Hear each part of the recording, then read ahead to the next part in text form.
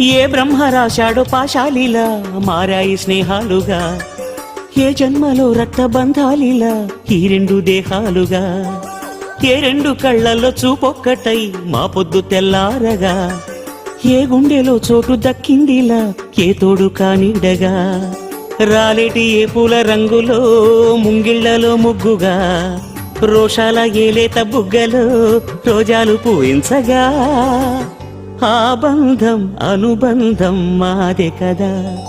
చిన్ని చిన్ని ఈ పువ్వులు చూసి జాబిలి నవ్వింది, సిరి వెన్నెల జల్లింది.